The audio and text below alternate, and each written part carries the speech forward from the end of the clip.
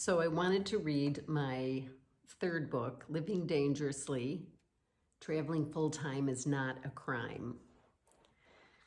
I'm going to read How to Sell Your Car and Go to South America. Yes, you can do it. Deciding to do it is the most important step. The universe hears your decision and everything else falls into place. Really? Yes. Let's break it down. I knew in my heart I had to take 6 months off and leave the USA, my business and my life. But how to finance this endeavor? Suddenly, I knew I had to sell my car. I didn't need to maintain a car while I was traveling. And the last time I left the USA, my car had managed to cost $600 sitting in front of my best friend's house unused. I wanted to leave a smaller footprint on this earth, so I set out to sell my kiwi-colored new Beetle.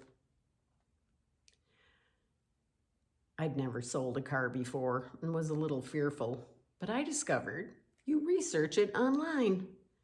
You look up what your car is worth based on its traffic and maintenance, history, age, and condition. I followed this advice and kept it immaculate for showing to prospective buyers. After 10 or 12 tire kickers tried to get me to sell it for a lot less, I sold it to a wonderful local man for his teenage daughter. It was her first car. She said, "Daddy, I love it." He said, "I'm not going to negotiate with you because when people sell a car, they ask what they want for it." Ka-ching. No more car insurance, parking tickets, or maintenance. Poof, all gone. The deal was done. I turned around and there was my neighbor standing there gloating. "Now what will you do, ride your bike?" "Yes, I'll ride my bike." I was skipping. I bought my ticket to Quito, Ecuador after renting out my apartment for 6 months, and I never felt so wildly free in my life. I was leaving for South America in 4 weeks. I had made a promise to myself that I would leave the USA every year by January 1st to travel, teach, write, photograph, and reflect. I knew in my heart this trip would change my life and give me what I'd been yearning for. But I didn't know what that was yet.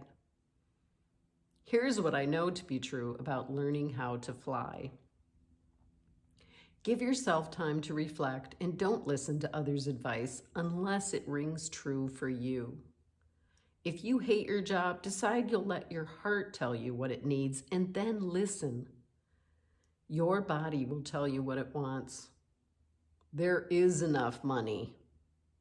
You can work or volunteer as you travel. My first volunteering gig was teaching photography to the faculty of the Nepal Youth Foundation in Kathmandu. While in South America, I was invited to teach English at a preschool. I'd never done it before. I just showed up with a smile and took a chance after meeting a woman who owned a pastry shop in Villa de Leyva, Colombia, in the Andes. Did she know anyone who needed volunteers in town? I asked for a room in exchange for teaching. They told me, "Do whatever you want." My first class I taught at the preschool was salsa dancing for babies. Suddenly, I was popular in this town of 5,000 people.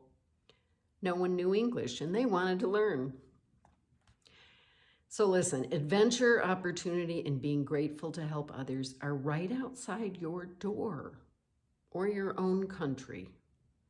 Outside the interview and resume zone of job-seeking talent in the modern world are third world towns that just look you in the eye to establish your worth. Don't worry that your job won't be there when you get back to the West. There will be other jobs and you might not come back.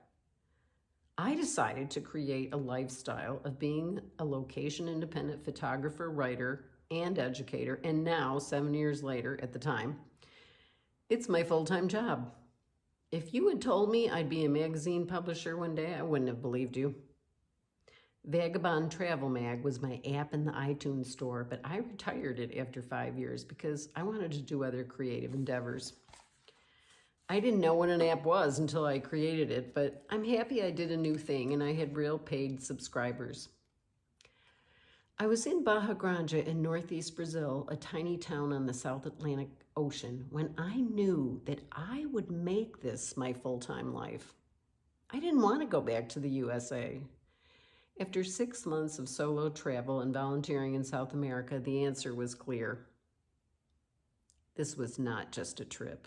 It was my life. How could I make this work? I was happy walking barefoot in my first bikini ever on an island with no cars. In your heart, you hear something calling you, and even if you aren't clear on what it is, let that still small voice speak to you. The reason we don't hear it is noisy distractions from the media, internet, family, or any excuse will do right now. Following your heart has boldness and magic in it. South America made me an authentic traveler. Traveling solo over the land is like practicing the saxophone. You get good at it with practice.